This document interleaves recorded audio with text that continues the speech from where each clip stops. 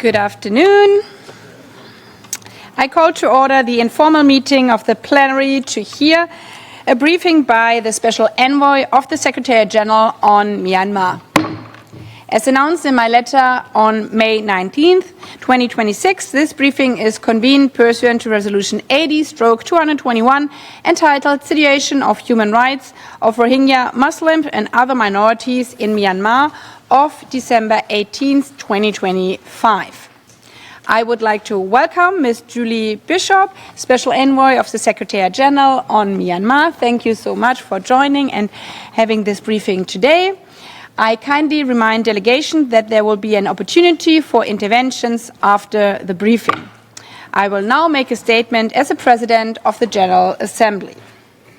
Excellencies, distinguished delegates, I welcome the timely briefing from the Special Envoy of the Secretary General on Myanmar, Ms. Julie Bishop, and commend her ongoing efforts to help find a peaceful, inclusive and sustainable path forward for the people of Myanmar. Many of you were present last September at the high-level conference on the situation of Rohingya Muslims and other minorities in Myanmar, where member states and civil society participants spoke clearly about the priorities ahead. 3 stood out. First, advancing a lasting resolution on this crisis, one centered on building trust among all communities and giving them a shared stake in Myanmar's future as part of an inclusive peace process. Second, establishing the conditions for refugees to return home voluntarily, safely, and with dignity. Third, ensuring adequate and sustained financial support to meet the basic needs of refugees and internally displaced persons, including food, healthcare, and education. Today's briefing gives us an opportunity to hear directly from the Special Envoy, take stock of the situation in Myanmar, and consider how we can respond with greater urgency and unity. Since we met in September, the situation in Myanmar, and especially for the Rohingya people, has remained alarming. As of May, the humanitarian needs and response plan for Myanmar in 2026 is only 38% funded, with $340 million received against the $890 million required. That gap is measured in meals not served and treatment not provided. Since the end of February, a sharp rise in food and fuel prices, driven in part by the crisis in the Middle East, has placed further pressure on families across the country. Staple food prices have risen by 18% nationwide on average, resulting in acute food insecurity for approximately 12.4 million people, a quarter of Myanmar's population. Meanwhile, violence against civilians has intensified, with 1,140 airstrikes on civilian targets in 2025 alone, killing people indiscriminately, including children. These attacks have continued this year. This violence is compounded by continued repression. The conditions for peace require the immediate and unconditional release of all political prisoners and others arbitrarily detained. Peace also requires inclusion, accountability, and protection for all communities.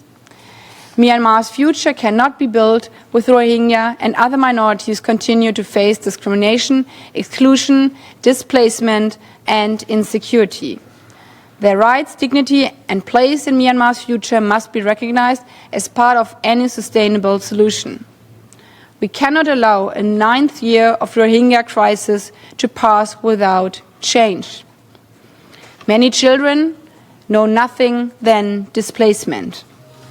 Therefore, renewing our commitment in keeping with Resolution 80/221 to support humanitarian efforts that meet the needs of all those affected and to advance a sustainable solution to the situation in Myanmar, including the challenges faced by the Rohingya and other minorities, is crucial. But it means little without delivery and implementation on the ground. Therefore, it is so important to underline our strong commitment as a General Assembly, and it's my honor to give the floor to the Special Envoy, Ms. Bishop. We look forward to your briefing. Please. Madam President, distinguished delegates, today I will report on the highly polarised and increasingly bleak situation in Myanmar. But first, allow me to remind Member States of the origin of my role in tackling the crisis in Myanmar. While the country has suffered decades of conflict and turmoil, the mandate of the Special Envoy was established by a 2017 General Assembly resolution adopted in the aftermath of the forced mass displacement of the Rohingya from Myanmar. The plight of the Rohingya remains dire. The mandate has been renewed annually and expanded in scope, particularly following the military takeover in 2021 and the ensuing violence and suffering. In 2022, the Security Council adopted its landmark resolution 2669. The General Assembly and the Security Council have consistently called for a cessation of hostilities, inclusive dialogue, unfettered humanitarian access, and the release of political prisoners. Both have called for cooperation between the United Nations and ASEAN, emphasising the role of the respective special envoys. I have now collaborated with 3 ASEAN special envoys, currently with Secretary of Foreign Affairs Lazaro of the Philippines, and look forward to continuing the collaboration with the 2027 Chair, Singapore, in support of ASEAN centrality. As Myanmar's multi-layered crisis within the country continues unabated, the consequences are increasingly felt far beyond its borders, with growing regional and global implications. 2 years into this role, I have briefed the General Assembly and the Security Council 5 times each, including the high-level conference on the Rohingya and other minorities in 2025. In my 10 formal presentations to Member States, I have reported on a deepening crisis, erosion of the rule of law, consistent failure to protect civilians, and a widening governance vacuum exploited by criminal syndicates. Within the limited resources available to my office, I have continued direct contact with a significant range of stakeholders from all sides of this crisis, maintaining dialogue with all interested Member States and parties. I have undertaken 4 visits to Myanmar and have met with Min Online on 3 occasions, most recently on the 21st of May. I have held meetings in Yangon and Naypyidaw, as well as in Mandalay, where I met families who have lost everything in the 2025 earthquake, compounding the suffering from the conflict. I have continued meeting with the National League for Democracy, the National Unity Government, ethnic groups, civil society organisations and more. Recently, I have consulted with the Steering Council for the Emergence of a Federal Democratic Union, the SCEF Alliance, which aims to strengthen greater cooperation among resistance groups. I have travelled to many capitals to meet with leaders of influence, giving priority in my efforts to influencing the most influential actors, particularly Myanmar's neighbours, and strengthening cooperation with regional organisations, especially ASEAN, in line with the UN Charter, and the special envoys of its rotating chair, as well as other special envoys. In this respect, I also acknowledge the European Union and the Organisation of Islamic Cooperation, the co-sponsors of the General Assembly resolution mandating my role, for their continued cooperation. As I continue to hold frank and hard-hitting discussions with all parties, it remains the case that there are competing and conflicting narratives on virtually every aspect of the crisis. For example, the narrative from the authorities in Naypyidaw after the military-administered election contrasts starkly with the accounts of communities who claim indiscriminate aerial bombing and a denial of essential services continued throughout the process. Tragically, the ground realities show that conditions in Myanmar continue to deteriorate. Records are being set for all the wrong reasons. Myanmar is a global epicentre for cybercrime. Transnational criminal syndicates operating industrial-scale scam compounds have expanded their human trafficking networks as far as Africa and targeted victims across the United States, Asia and beyond.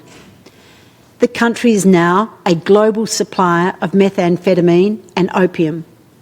Myanmar has become the world's leading source of landmine casualties, 2025 being the deadliest year for children in Myanmar since the military takeover, with airstrikes the leading cause of civilian casualties. The collapse of the health systems risks triggering regional disease outbreaks. Myanmar is now among the world's 6th most severe hunger spots. It is experiencing high levels of displacement, with more than 3.7 million people internally displaced and a further 1.6 million across the region. Bangladesh alone hosts some 1.2 million Rohingya refugees, with Cox's Bazar now the world's largest refugee camp.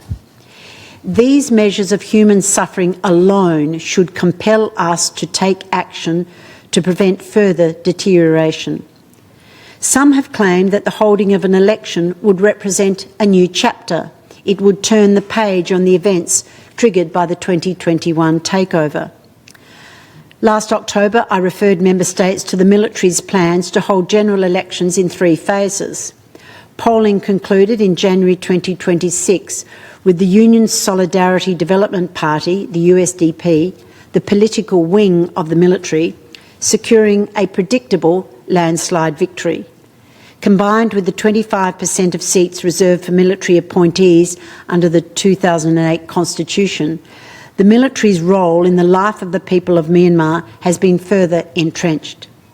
Any opposition participation was severely restricted. In March, the military legislature elected Min Aung Hlaing as its political leader, foregoing his role as Commander-in-Chief. Military officers continued to occupy key positions. The overall outcome is viewed by a number of Myanmar stakeholders as a consolidation of power for the military. It is not seen as a transition to a civilian government. The military claimed free and fair polls and a legitimate process. Many on the ground described tight security, a reduced electorate, the exclusion of major political parties, low turnout and polls conducted in the midst of an ongoing armed conflict. The United Nations neither supported nor observed this process. A number of nations have taken the outcome of the polls to be an opportunity to normalise relations with Naypyidaw. Others have not. Those who participated in and supported the election of a civilian government in 2020 are more determined than ever to seek accountability. On issues of recognition, I remain guided by the Security Council and General Assembly, for only Member States can make that call. I have been urged to be clear-eyed about the realities in Myanmar. I'm continuously called upon to speak truth to the military leaders and supporters in accordance with the values and principles of the United Nations. Many claim that the overthrow of an elected government, the detention of its leaders and continued attacks on civilians cannot justify a return to normalcy. Engagement based on self-interest without reference to these realities is a lost opportunity. Consistent with ASEAN's position, I have echoed the Secretary-General's caution that an electoral process without a cessation of hostilities and commitment to inclusive dialogue risks fuelling further violence. Throughout the polls, military operations and aerial attacks continued, including strikes on civilian areas, with children among the victims.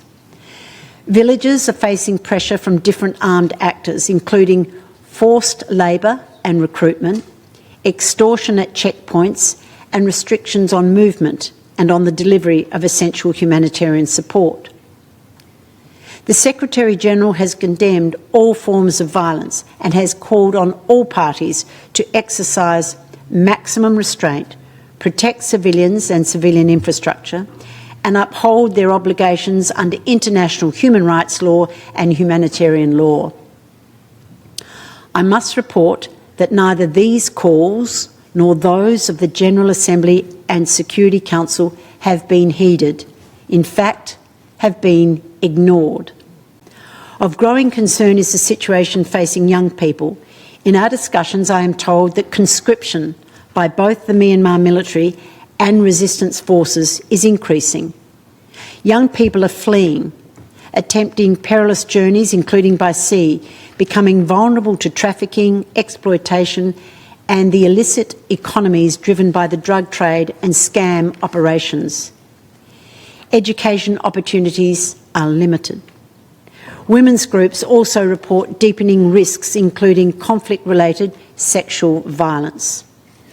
Against this background, I continue to encourage a range of actors to explore dialogue, and I continue my appeals for conditions to be established that are conducive to a cessation of violence wherever common ground can be found. I remain committed to helping bridge the divide in support of a Myanmar-led and Myanmar-owned peace process. Some leaders have appealed for stakeholders to engage adversaries as future partners, not as permanent enemies. This requires an end to the fighting on all sides. Around a third of the population live in poverty, and the economy remains stagnant. For diversified investment and assistance to return, there must be tangible progress. During my fourth visit to Myanmar last month, I emphasised in all my meetings civilian protection, humanitarian access and inclusive dialogue. In my third meeting with Min Online, he outlined his priorities, including a 100-day program on economic recovery and national reconciliation. He referred to his renewed invitations to armed resistance groups and ethnic armed organisations to join peace negotiations. I conveyed stakeholders' lack of confidence in calls for dialogue while military operations escalate. Others have questioned how Naypyidaw can gain legitimacy through diplomatic engagement while maintaining a regime marked by restrictions on fundamental freedoms and human rights violations. The announcement of the release from detention of President Win Myint gave initial hope for steps toward reconciliation, but the conditionality of his release has tempered international goodwill. I have repeatedly raised with Naypyidaw the predicament of State Councillor Aung San Suu Kyi, who was re-elected in November 2020 but condemned to a harsh and punitive detention after the military takeover. There have been no independent, verifiable reports of her circumstances for years. Today, on her 81st birthday, I urge others to join with me in calling for her release. In the eyes of many, there can be no progress to peace while ever State Councillor Daw Suu is held prisoner. I reiterate the calls of this body for the immediate and unconditional release of all those arbitrarily detained, also reflected in the Security Council Resolution 2669. Without an inclusive peace process and negotiated political solution, Myanmar's socio-economic conditions will continue to deteriorate. Almost 10 years after their forced displacement, the Rohingya, most of whom are stateless, still face immense obstacles to a safe, voluntary, dignified and sustainable return to Myanmar. As we observe World Refugee Day tomorrow, I sound the alarm on behalf of those who have been forced to flee war, violence and persecution. The escalating hate speech and online abuse in the region, especially towards Rohingya refugees, is also alarming. In my recent meetings with Rohingya representatives, they appealed for an end to violence and for a pathway toward peace, self-reliance, citizenship and enjoyment of their basic rights, stressing that accountability for all perpetrators remains essential to reconciliation. An inclusive Myanmar cannot be achieved without safety, justice and opportunity for all communities, including the Rohingya, and without addressing the root causes of conflict, discrimination and exclusion. The United Nations must stand firmly for peaceful, lawful and inclusive processes. The United Nations, through its agencies, funds and programs, will stay and deliver in Myanmar despite immense challenges. As Resident and Humanitarian Coordinator ad interim, Gwyn Lewis has emphasised, emergency assistance must be complemented by investment in livelihoods, in education, health and recovery if people are to rebuild their lives with dignity. This requires sustained and predictable funding. Myanmar has long presented a critical opportunity for the United Nations, working with ASEAN and other partners, to demonstrate its relevance in a world beset by conflict. The international community must remain steadfast in solidarity with the people of Myanmar and be guided by their appeals for help. I thank delegates for their support. I thank the Special Envoy of the Secretary-General on Myanmar for her report. This meeting will not have a pre-established list of speakers. Delegations wishing to take the floor are invited to press the microphone button now. Members are requested to limit their intervention to 5 minutes when speaking on behalf of a group and 3 minutes when speaking in a national capacity. Time limit will be strictly enforced through an automatic microphone cutoff. A timer will be projected on screen. Those speaking on behalf of a group should approach the Secretariat to be given priority in the speaking order. As the first speaker, I now give the floor to the distinguished representative of the European Union, followed by Myanmar and Bangladesh.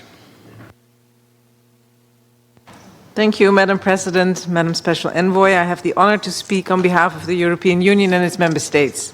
The candidate countries, North Macedonia, the Republic of Moldova, Bosnia and Herzegovina and Georgia, as well as San Marino, align themselves with this statement. We welcome this briefing, as mandated by General Assembly Resolution 221 adopted by consensus last December. And the EU is pleased to have collaborated closely with the OIC on this important resolution, which we first introduced in 2018 in response to the atrocities against Rohingya Muslims in Myanmar that forced over 1 million people to flee the country. Since the military coup in February 2021, the situation has deteriorated dramatically. The Myanmar military continues to inflict unimaginable suffering that has even increased since we met here a year ago. Horrific and systematic violations and abuses of international human rights law and international humanitarian law persist, with recent reports indicating that bombardments have deliberately targeted schools and hospitals. Children were killed or injured in at least 640 airstrikes since the coup, and persons in vulnerable situations continue to suffer disproportionately. Non-state armed groups are also documented as committing human rights abuses. The military staged elections that were neither free nor fair and conducted in a climate of violence, repression and exclusion, followed by the rebranding of military rule under a nominally civilian administration, do not confer legitimacy. The conditions for the voluntary, safe, dignified and sustainable return of all refugees and displaced persons remain non-existent. Madam Special Envoy, the EU and its member states fully support your vital work and efforts in pursuing a better future for the people of Myanmar. And let me take this opportunity to reiterate our key concerns and calls for action. The regime must immediately cease all violence and commit to a genuine and lasting cessation of hostilities. Security Council Resolution 2669, as well as provisional measures ordered by the ICJ, must be respected and implemented. States must prevent these atrocities by ending the military's access to arms and military equipment, including cluster munitions and anti-personnel landmines. We recall the provisions in the Arms Trade Treaty and reiterate our call for a global arms embargo on Myanmar. The humanitarian emergency remains catastrophic. More than 16 million people require life-saving assistance and protection, while internal displacement has reached record levels. International humanitarian law and humanitarian principles must be respected. All parties must allow immediate, full, safe and unimpeded humanitarian access throughout the country. And we also call on all parties to ensure protection of all minorities in Myanmar and in host countries. Bangladesh's generosity in providing shelter and safety to over 1.1 million Rohingya refugees is commendable and saves lives. Any durable solution must address the root causes of the Rohingya crisis. Meaningful participation of all stakeholders must be ensured before any elections can be considered credible. The EU calls for the immediate and unconditional release of all those arbitrarily detained, including political prisoners, among which Daw Aung San Suu Kyi, who indeed today is turning 81 and is imprisoned as we speak. Justice and accountability are essential for lasting peace and reconciliation. We strongly support the work of the IIMM, the ICC and the ICJ in investigating and pursuing accountability efforts for war crimes, crimes against humanity and possible genocide. We are deeply concerned by the regime's enforcement of mandatory conscription laws, which systematically weaponize vulnerable youth and minority populations, as well as the expansion of transnational cybercrime and scam syndicates. We reaffirm our full support for the central role of ASEAN. The 5-point consensus sets out key criteria for putting Myanmar back on the path towards stability. And to this end, the EU Special Representative for Human Rights has recently conducted a high-level engagement with ASEAN and its member states. And I thank you. I thank the distinguished representative of the European Union on behalf of the EU and its member states and other member states. I now give the floor to the distinguished representative of Myanmar, followed by Bangladesh and Singapore. Madam President, all protocol observed. Madam Special Envoy, I thank you for your unwavering commitment in discharging your mandate and your dedicated engagement with the crisis in Myanmar, as well as your comprehensive statement. The junta has escalated its area terror campaign against civilians to horrifying news extremes in 2026. On one aspect, the safe, voluntary and dignified return of Rohingya refugees remain unattainable under the military junta. The awaited decisions of the ICJ on the case between the Gambia and Myanmar will help find ways for a sustainable solution. On another aspect, more than 31,000 people, including political leaders, artists, and activists, had been arbitrarily detained. Today, State Councillor Daw Aung San Suu Kyi turns 81 years old, marking yet another birthday in absolute isolation. She remains a stark symbol of the junta's war on our fundamental human rights and its cruelty. A global proof of life campaign, including the 81 for 81 challenge, has been launched to demand that the military junta prove she is still alive in good health. Rose movement has also been organized for her release and release of all political prisoners. Kindly pray her for her life and good health and call for her release. Madam President, military junta's recent sham elections and its manufactured results must be categorically rejected. This fraudulent exercise is a desperate change of uniform. They are basically opening their old playbook. Nothing changed on the ground. They continue committing war crimes and crimes against humanity. Therefore, any unwarranted engagement would encourage the military junta to conduct more atrocities, a pattern they have applied for far too long. At the same time, we must also not forget that due to the complete dismantle of the rule of law, transnational organized crime, including online scams, are rising unchecked. On the other hand, the people of Myanmar are forging a unified path forward. The recently established Steering Council for the Emergence of a Federal Democratic Union consolidates our political and operational frameworks.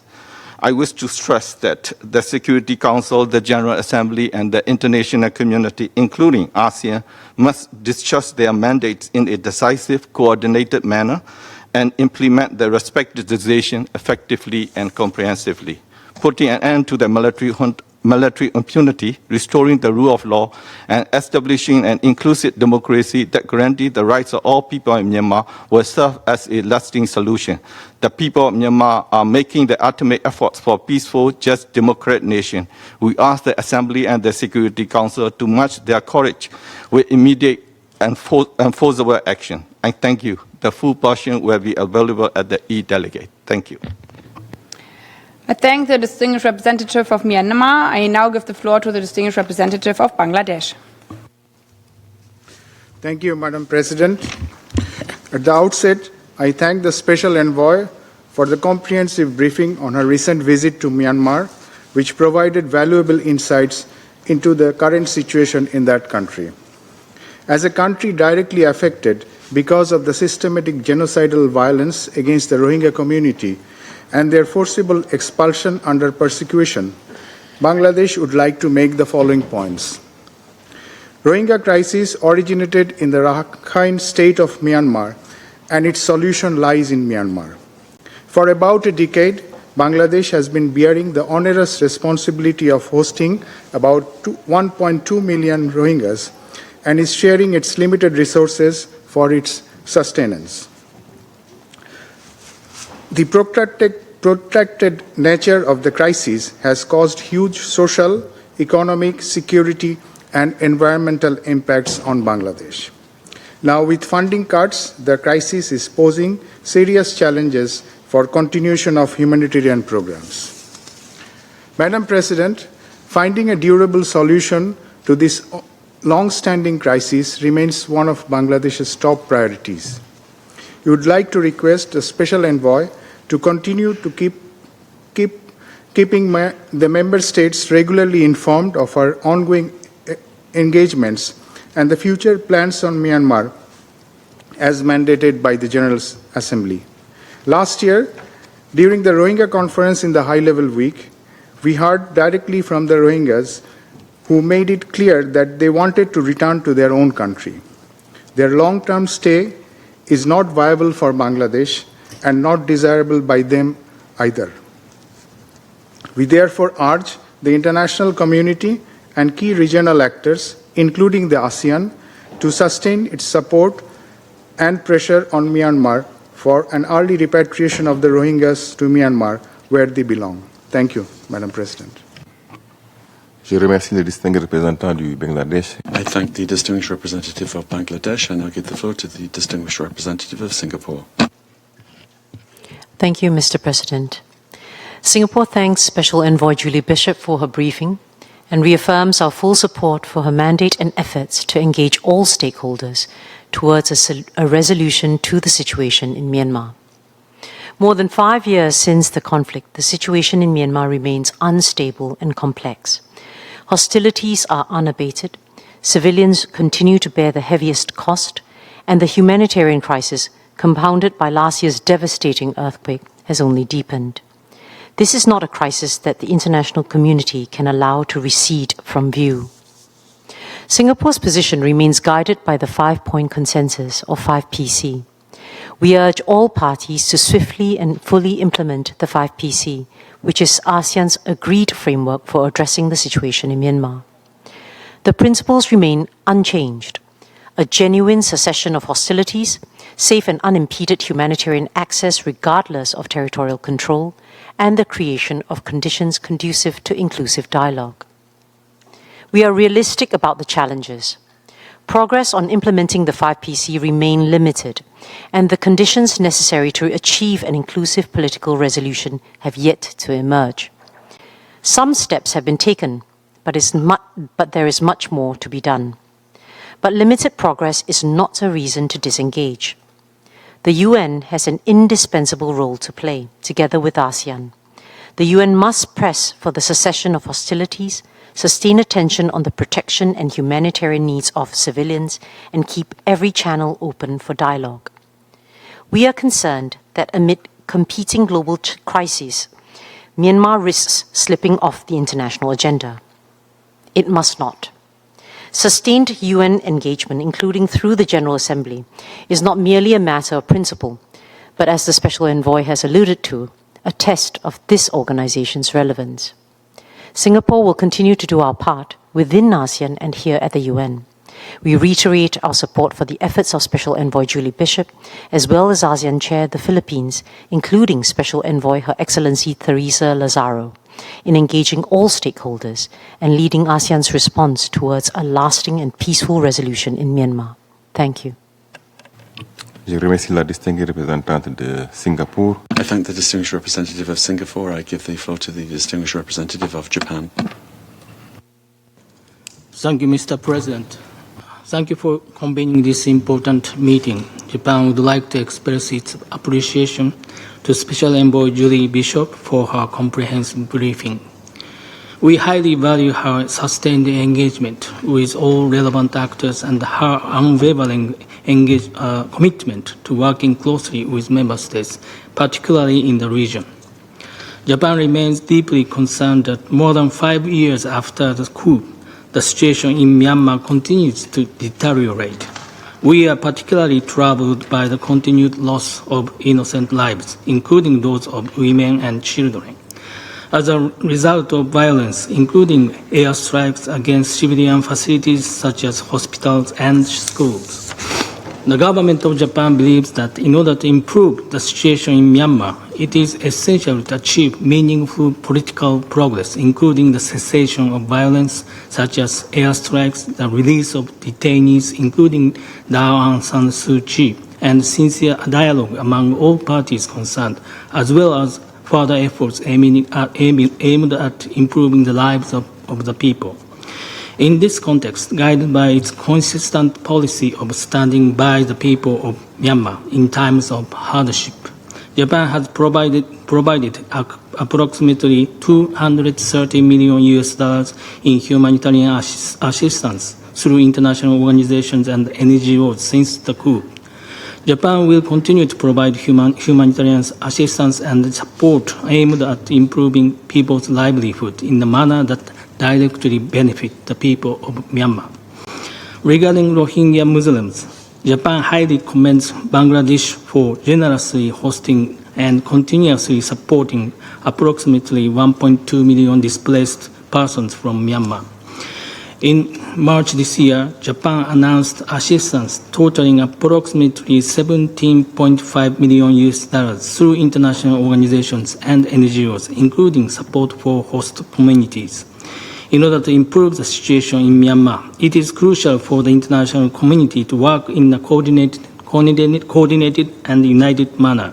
Japan will continue to support ASEAN's efforts, including the implementation of the 5-point consensus, and will work closely with the international community, including the United Nations, toward the improvement of the situation in Myanmar. I thank you. I thank the distinguished representative of Japan. I give the floor to the distinguished representative of the Philippines. Thank you. Thank you, Mr. President, and thank you for convening this dialogue this afternoon. We also wish to thank Ms. Julie Bishop, the Special Envoy of the Secretary General in Myanmar, for her briefing this afternoon, and of course for her efforts in support of a peaceful resolution to the Myanmar crisis. As chair of ASEAN, the Philippines convened the 48th ASEAN Summit last month, where the ASEAN leaders reaffirmed the importance of the 5-point consensus and underscored the need for cessation of violence, inclusive national dialogue, and timely and unhindered humanitarian assistance. The Philippines remains deeply concerned over the continuing violence and humanitarian challenges faced by the people of Myanmar, including the displaced communities, especially those affected by the situation in the Rakhine State. We believe meaningful progress can only be achieved through an inclusive, Myanmar-owned and led process supported by dialogue and confidence building. Under the Philippine chairmanship, ASEAN has been pursuing practical efforts to advance implementation of the 5-point consensus. Our Secretary of Foreign Affairs, in her capacity as Special Envoy of ASEAN on Myanmar, has engaged a broad range of stakeholders. Sustained engagement with all relevant stakeholders, coupled with practical cooperation on humanitarian and confidence-building measures, remain essential to creating conditions conducive for a political solution. ASEAN continues to strengthen efforts through our AHA Center and partners to expand humanitarian assistance for affected communities, which must be delivered in a safe, timely, effective, and non-discriminatory manner. We welcome recent humanitarian and confidence-building measures, including the release of prisoners and other seemingly positive developments. We hope they do contribute to building trust, reducing tensions, and promoting dialogue among all relevant stakeholders. In this regard, the Philippines underscores the importance of UN support for ASEAN-led humanitarian efforts in Myanmar. The Philippines is also concerned by transnational organized crime, including trafficking in persons, cyber-related crimes, and online scam operations, which have implications on the situation in Myanmar, the region, and beyond. Addressing these issues requires practical cooperation among governments at regional and international levels. Hence, we believe the UN should be actively seized this matter with a view to supporting, among others, regional efforts, such as those being undertaken by ASEAN member states. Finally, we would welcome the Special Envoy's views on how ASEAN and the UN can work together in support of the 5-point consensus, and also on how collaboration could be enhanced between the ASEAN Special Envoy and, of course, I thank the distinguished representative of the Philippines. I give the floor to the distinguished representative of Pakistan. Mr. President, we thank Special Envoy Ms. Julie Bishop for the briefing and acknowledge her work to promote dialogue and national reconciliation in Myanmar. Pakistan supports efforts aimed at fostering peace, stability, and national reconciliation in Myanmar. Mr. President, the plight of Rohingya remains a pressing humanitarian and human rights concern. Years of displacement, uncertainty, and restricted access to fundamental rights and essential services have left hundreds and thousands in a situation of prolonged vulnerability. The continued instability in Rakhine State has led to aggravated humanitarian needs and underscores the need of sustained international attention. Pakistan believes that the complexity of the situations call for a balanced, constructive, and forward-looking approach. Efforts to address humanitarian needs and advance durable solutions should be guided by dialogue, cooperation, and shared responsibility while fully respecting Myanmar's sovereignty, unity, and territorial integrity. As a country that has hosted millions of refugees over decades, Pakistan appreciates the significant burden borne by host communities in sheltering Rohingya Muslims and recognizes the importance of international solidarity and burden sharing. A lasting solution requires addressing the root causes of the crisis. In this regard, the recommendations of the Advisory Commission on Rakhine State, particularly those related to citizenship, inclusion, and equal rights, remain relevant in creating conditions conducive to the safe, voluntary, dignified, and sustainable return of displaced Rohingyas. Mr. President, we stand ready to work with the United Nations, ASEAN, the OIC, and all partners to enable the Rohingya to return to their homeland in safety and dignity. I thank you. I thank the distinguished representative of Pakistan. I now give the floor to the distinguished representative of the Russian Federation. Mr. President, the Russian Federation has stood staunchly against the practice of adopting selective unilateral resolutions on the human rights situations of specific countries. We deem this working method to be ineffective, nor does it further the defense of human rights. On the contrary, such steps only serve to heighten the confrontation between states. This is why we did not endorse Resolution 80/221, adopted by the UN General Assembly in December of 2025. We've underlined on numerous occasions that the situation in Myanmar does not pose a threat to international peace and security. The roots of Myanmar's internal problems stretch deep into its colonial past. We welcome the general parliamentary elections that were held with a participation rate of 90% of citizens. 90% of citizens residing across 80% of Myanmar's territory. The absence of irregularities has, inter alia, been confirmed by international observers. Out of the 57 political parties who participated, several dozen won seats in the national parliament. This gives us grounds for asserting with a degree of certainty that both the elections and the new government of Myanmar are legitimate. The country's predictable development within the bounds of the law is now secure for the medium term.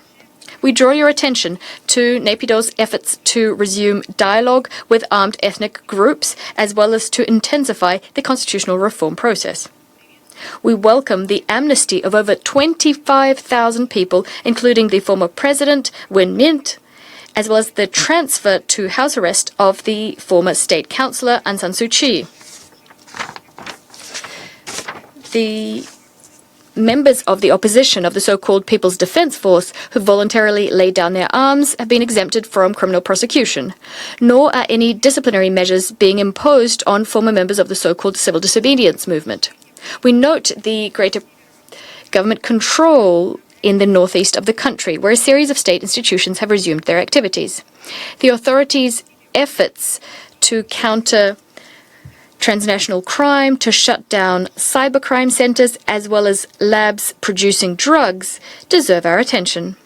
The main destabilising factor is the armed opposition, led by the self-appointed so-called National Unity Government. It is continuing to wage terror against ordinary citizens and bears responsibility for the deaths of over 9,000 people.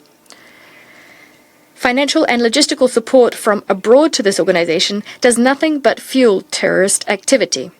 We note with regret the destructive actions taken by the militia group, the Arakan Army, in the Rakhine State. These have negative consequences for the speaker's microphone has been cut off. I thank the distinguished representative of the Russian Federation. I now give the floor to the distinguished representative of Malaysia. President, Malaysia thanks the Special Envoy for her briefing and for her continued efforts towards finding a peaceful and inclusive resolution to the situation in Myanmar. Malaysia is particularly concerned that notwithstanding the recently concluded electoral exercise, violence across Myanmar continues unabated and in many areas has intensified. Reports of ongoing armed confrontations, aerial attacks, civilian casualties, displacement and restrictions on humanitarian access has worsened the suffering of the people, especially women and children. The deteriorating conditions have had a particularly severe impact on vulnerable and minority communities, especially the Rohingya. They continue to face discrimination and limited access to basic necessities, including food, shelter, and access to healthcare. This not only exacerbates their humanitarian plight, but also undermines the prospects for the voluntary, safe, dignified, and sustainable return of displaced Rohingya to their places of origin. Malaysia recognizes Bangladesh's undertaking in hosting Rohingya refugees in substantial number. As a country also hosting a significant Rohingya refugee population, Malaysia continues to witness the regional consequences of the crisis. We reiterate that the root causes of the Rohingya situation, including issues relating to citizenship, rights, security, and inclusion, must be addressed comprehensively. Lasting peace and stability cannot be achieved without ensuring the protection and dignity of all communities, including the Rohingya. ASEAN's 5-point consensus remains the primary framework for Malaysia's engagements with all parties in Myanmar, particularly on the cessation of violence, protection of civilians and civilian infrastructure, inclusive dialogue among all stakeholders, and the provision of safe and unhindered humanitarian assistance. We call for unhindered and sustained humanitarian access to all affected populations without discrimination and in accordance with international law. All parties must refrain from actions that endanger civilians or obstruct humanitarian relief efforts. Malaysia reaffirms its full support to the Special Envoy in discharging her mandate and encourages sustained international attention to the situation. Any durable solution must be anchored in an immediate cessation of violence, meaningful and inclusive political dialogue, and the full participation of all stakeholders. I thank you. I thank the distinguished representative of Malaysia. I now give the floor to the distinguished representative of Australia. Thank you, President, and thank you very much indeed, Special Envoy, for your briefing and how sobering it is to recall that today is Daw Aung San Suu Kyi's birthday. Your work, Special Envoy, is absolutely vital in keeping global attention on the Myanmar issue, and the situation you've described is really extremely concerning. We all know that it's some 5 years since the military overthrew the democratically elected government, and it's clear that violence is persisting at scale and inflicting immense suffering on the people of Myanmar and spreading instability across the region. Recent elections were not free, not fair, nor were they inclusive. Despite reports of recent prisoner amnesties, Thousands remain unjustly detained, and we call for their full and unconditional release. And of course, this includes Daw Aung San Suu Kyi, who must be afforded appropriate medical care, contact with her family, and access to her lawyers. Today, I've got 4 points to make. First, the violence must end. Australia remains deeply concerned by continued attacks on civilians, human rights violations and abuses, sexual and gender-based violence, and discrimination against minorities, and will continue to judge the authorities by their actions. Second, humanitarian needs must be addressed. The humanitarian situation is clearly dire, with over 16 million people in need of assistance and nearly 4 million people internally displaced. The crisis has exacerbated transnational crime, including online scam centres, drug production and human trafficking, and we know the consequences of this both internally and internationally. Australia is taking action. We committed some $370 million in a humanitarian package in 2026, and over 3 years we've committed some 1.26 billion Australian dollars since 2017. The package will address the rapidly escalating humanitarian crisis, including support for 1 million Rohingya in Bangladesh. Third, we must not lose sight of accountability. We remain deeply concerned about the situation in Rakhine State and the plight of displaced Rohingya, and we maintain our support for international efforts to pursue accountability. Finally, regional leadership is essential. We reiterate our strong support for ASEAN's central role and the 5-point consensus being implemented in full. I thank you. I thank the distinguished representative of Australia, and I give the floor to the distinguished representative of China. President, I've listened attentively to the briefing by Special Envoy Bishop. On human rights, China has consistently advocated for exchanges and cooperation based on equality and mutual respect. We reject attempts to politicize or instrumentalize human rights or apply double standards. We oppose the use of human rights as a pretext to interfere in the internal affairs of other countries. Since the conclusion of general elections earlier this year, the new government has assumed office smoothly and has been making all-out efforts to promote national peace and development.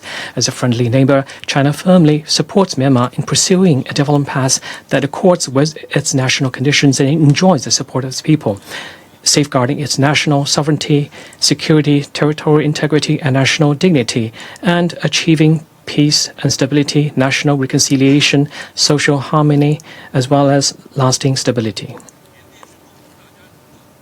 Myanmar is an important member of the ASEAN family and an equal member of the international community. China supports Myanmar's full, equal, and constructive participation in ASEAN and UN mechanisms and processes, bearing in mind the country's legitimate rights and interests. We support a greater role of ASEAN on the Myanmar issue in the ASEAN way.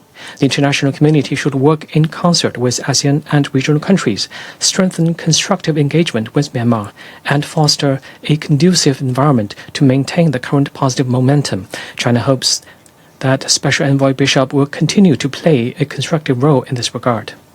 For the people of Myanmar, economic recovery and better livelihoods are among their most ardent aspirations. China actively supports Myanmar's post-earthquake reconstruction and broader economic and social development, and stands ready to provide more assistance within its capabilities. We hope that the international community will sustain its support and help Myanmar achieve lasting stability, development, and rejuvenation at an early date. China has been following closely the situation of the people displaced from Rakhine State. We commend the government of Bangladesh for the generous assistance it has provided over the years to the displaced communities. The return of those peoples should ultimately be addressed gradually through dialogue and consultation between Myanmar and Bangladesh.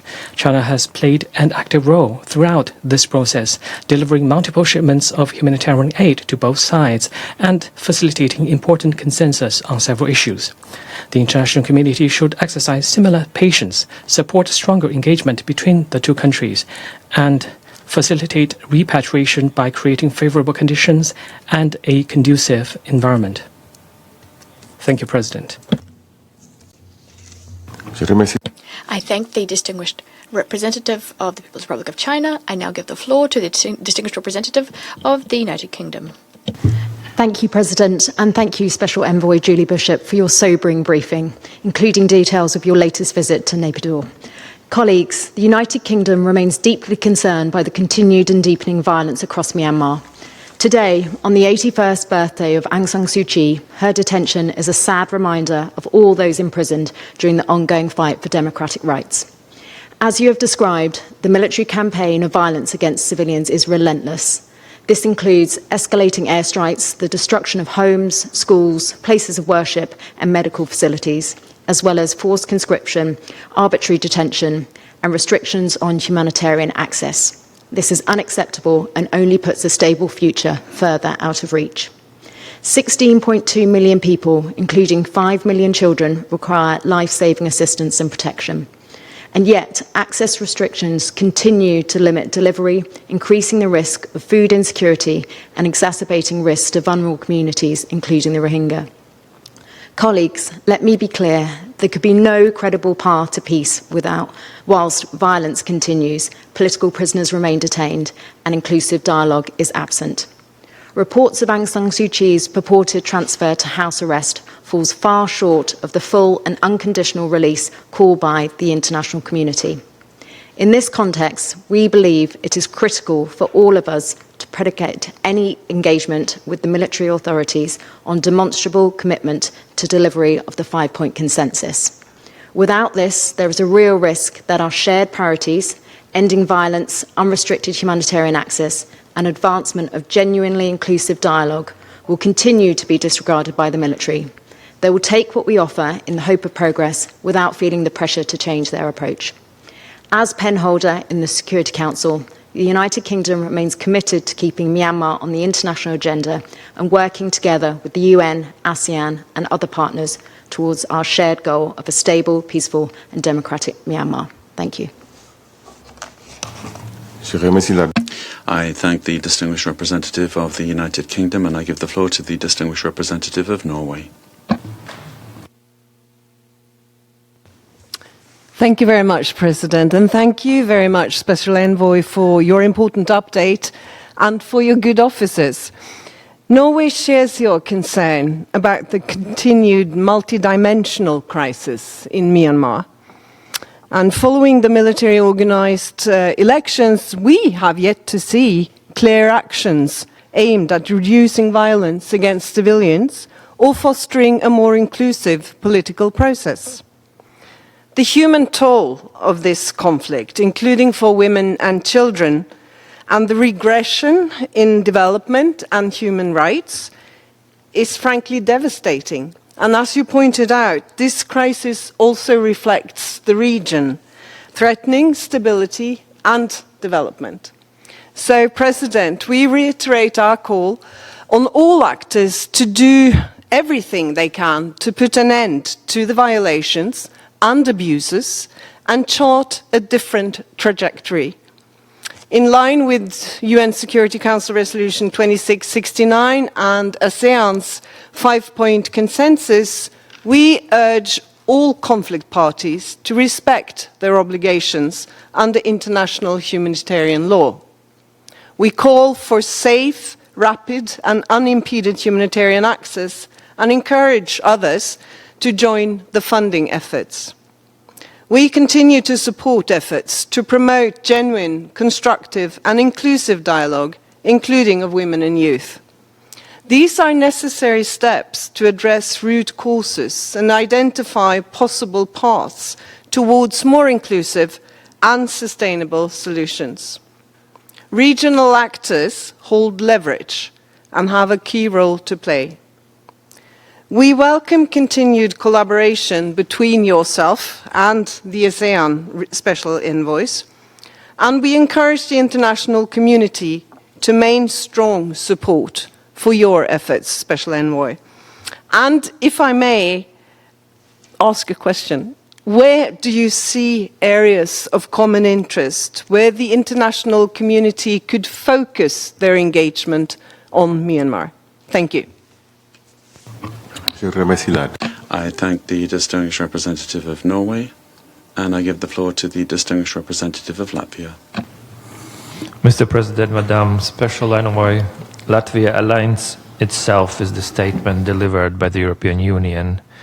We welcome the briefing and fully support the work of the Special Envoy.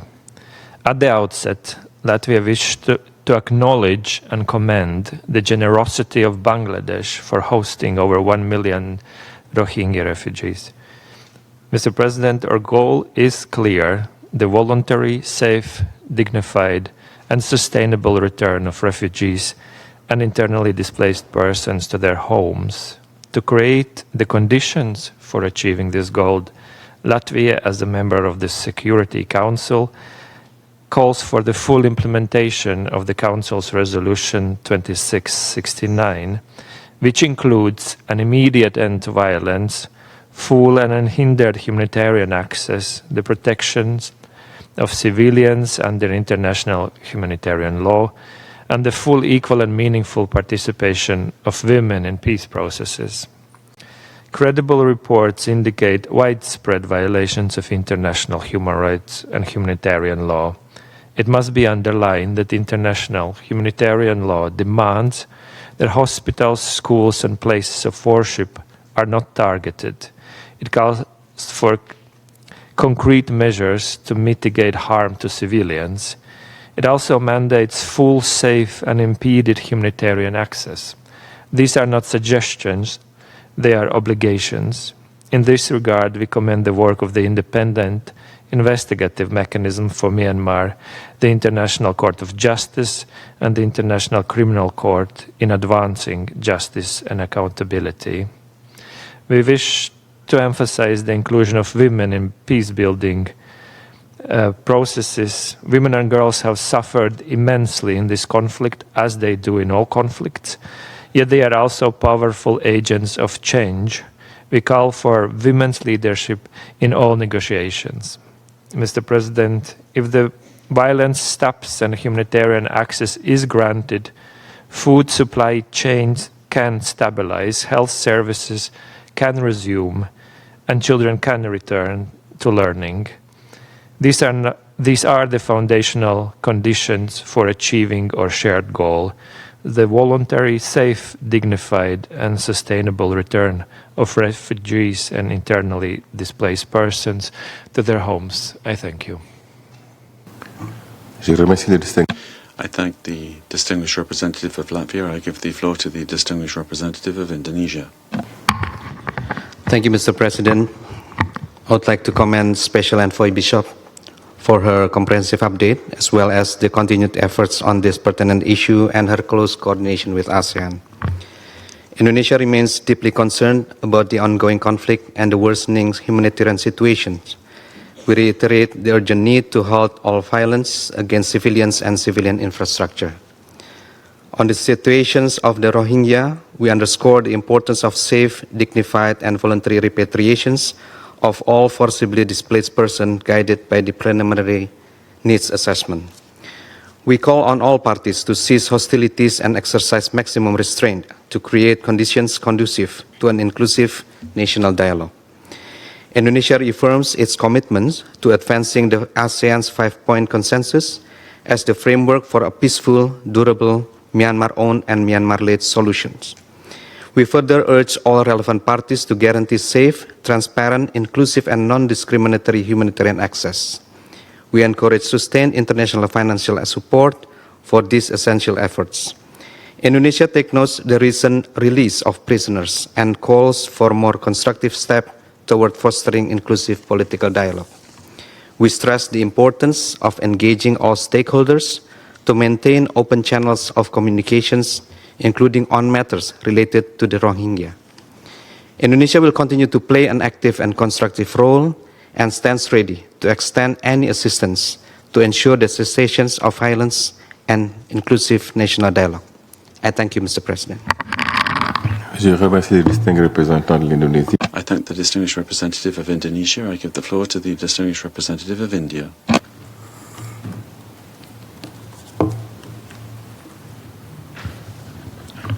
Thank you, Mr. President. We have heard the statement by the UN Secretary General Special Envoy on Myanmar, Her Excellency Ms. Julie Bishop, very carefully. We support the efforts of UNSG Special Envoy and continue to work closely with ASEAN under the 5-point framework consensus. and immediate neighbors sharing over 1,600 kilometers of land border with Myanmar, our affinity for our friendly people of Myanmar is natural. Our two countries share deep-seated civilizational, religious, and people-to-people ties. We continue to accord the highest priority to restoration of peace and stability in the country.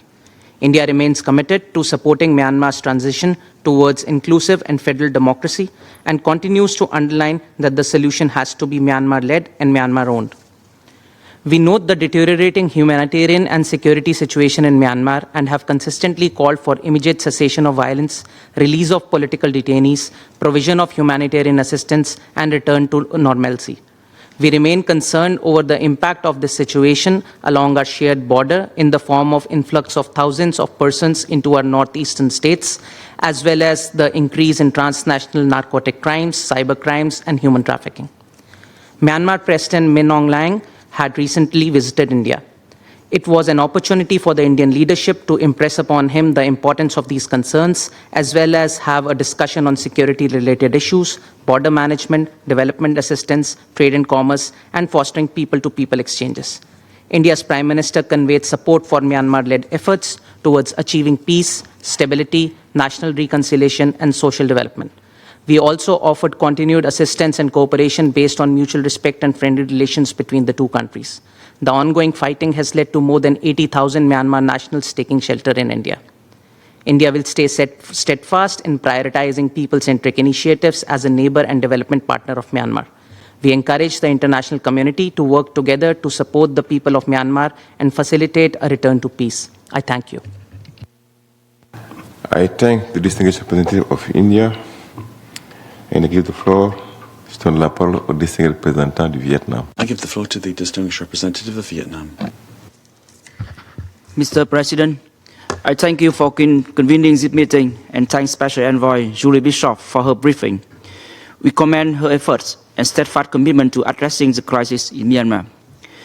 Vietnam has been closely following the developments in Myanmar and taking note of positive steps in Myanmar toward peace, security, stability, and national reconciliation, and hope that such measures will be further sustained and expanded.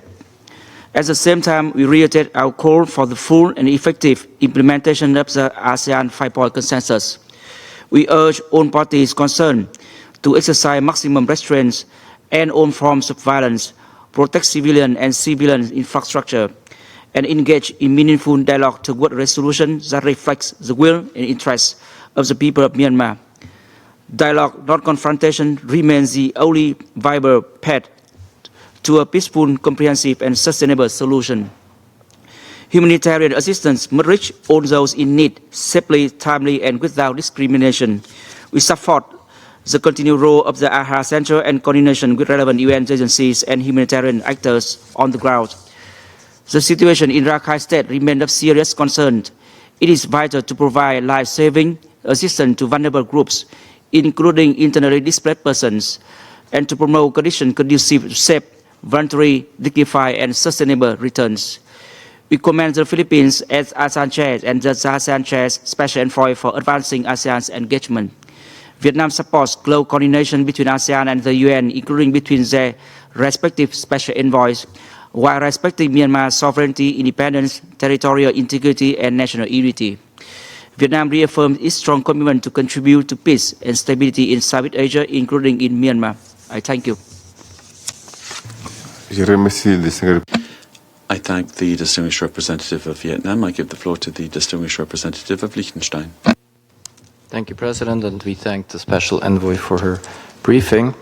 The situation in Myanmar remains a political, security and human rights crisis. Since the military coup, the junta has continued its violent oppression of dissent while facing growing armed resistance across large parts of the country, deepening the suffering of the people of Myanmar.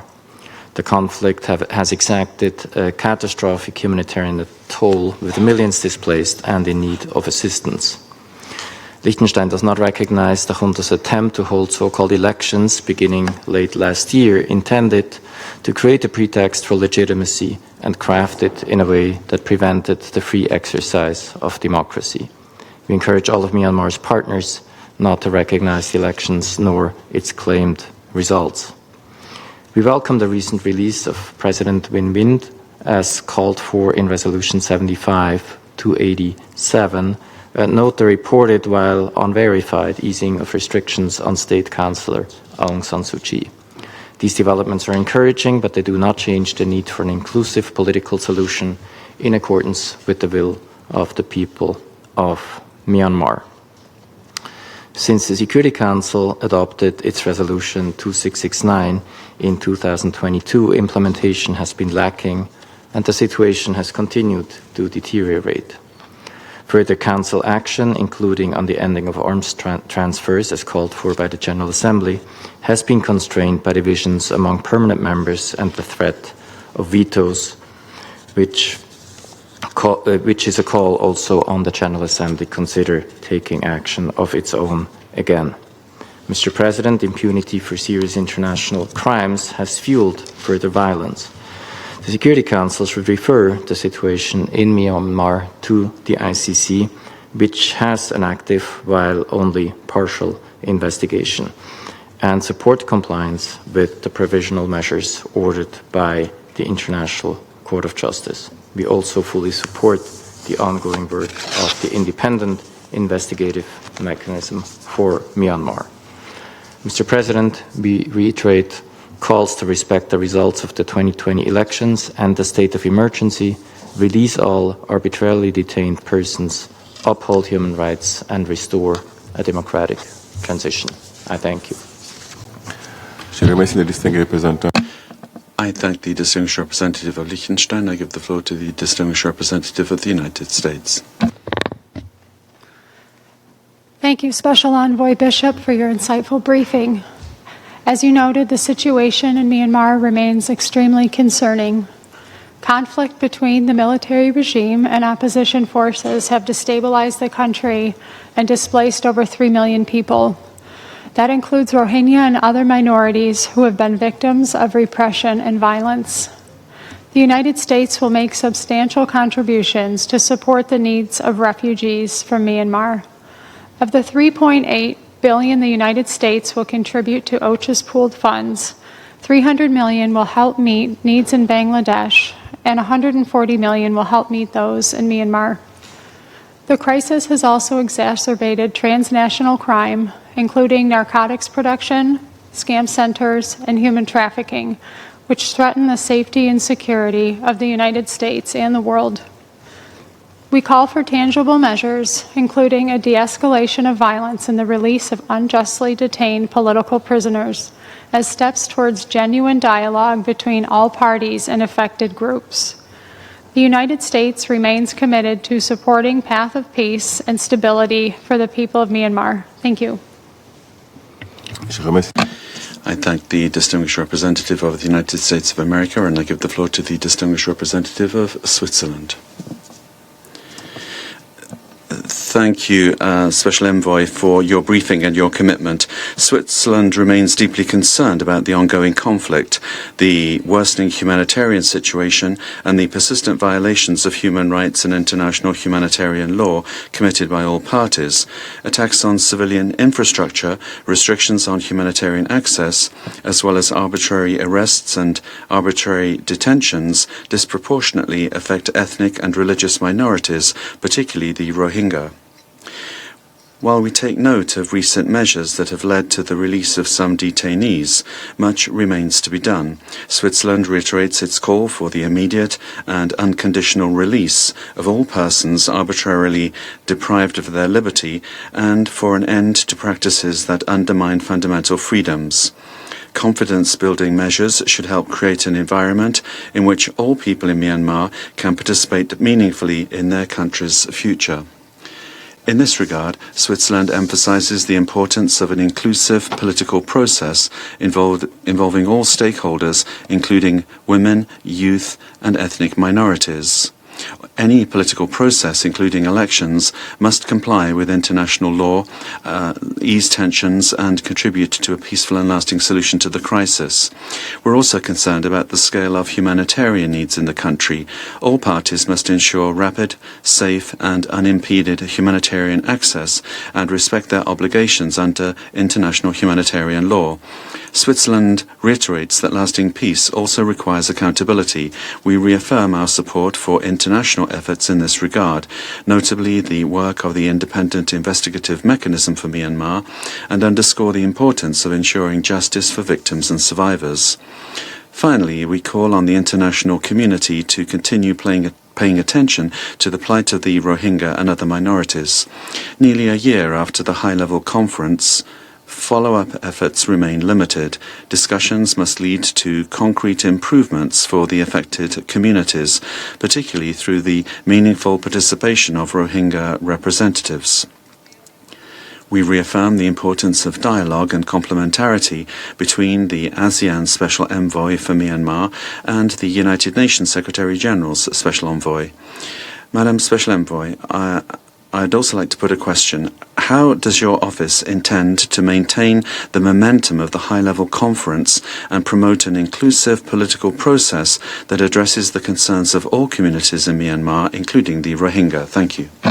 I thank the distinguished representative of Switzerland. I now give the floor to the Special Envoy to respond. Thank you, Deputy President, and I also thank all participants, all distinguished delegates for their contributions today. I will take this opportunity to answer the questions that were put to me directly. And my answer to the question put by the Ambassador for the Philippines also goes to the question asked by the distinguished delegate from Switzerland, and then there was a further question from Norway. I think the key to making progress in this matter continues to be collaboration between the United Nations and ASEAN. ASEAN as the most significant regional organisation in the region, and the United Nations have an opportunity to make progress in this seemingly intractable position. And I, as Special Envoy, most certainly support ASEAN's centrality and the importance of working with the Special Envoys.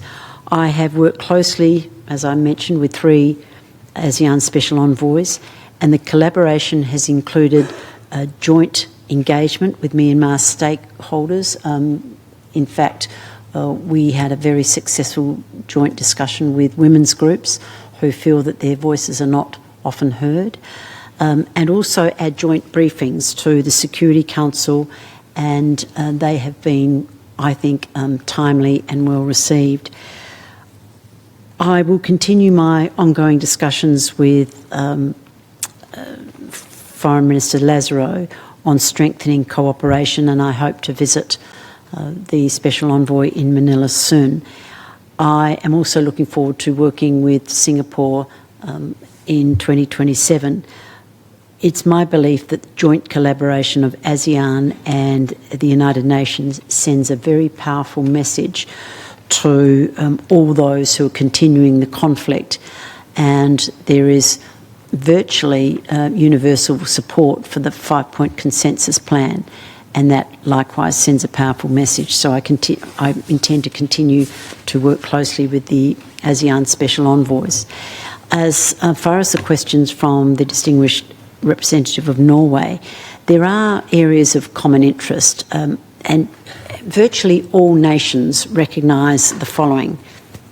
Transnational crime must be addressed, and the impact of transnational crime is not just regional, it is global. The disproportionate impact of this conflict on women and children, that is virtually universally recognised, and there is virtually no dispute that the Rohingya minority and other minorities are refugees. They have fled Myanmar, and the burden of the refugee flows is being borne by others, most notably Bangladesh, and that is unsustainable. And also, virtually all member states refer to the humanitarian need and recognise the level of support that is needed.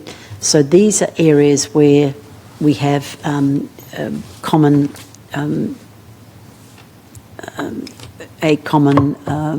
cause, if you like. In terms of the momentum in relation to the Rohingya and the high-level conference, I should say that I have spoken to Rohingya groups recently, and I have committed to amplifying their voices continuously, because any durable solution must be led by their voices. And I'm hoping to return to Bangladesh soon. There's a new government in Bangladesh, and I'm hoping to do that as well. So I stand ready to work with all member states and any other entities, and most particularly ASEAN, for the betterment of the people of Myanmar. I thank you, Mr. President, and I thank the distinguished delegates for their interest in being here this afternoon. I thank the Special Envoy for being with us today and for your responses. I'd like to thank delegates for having participated in this meeting. We have now come to the end of this informal meeting. The meeting is adjourned. This meeting is adjourned.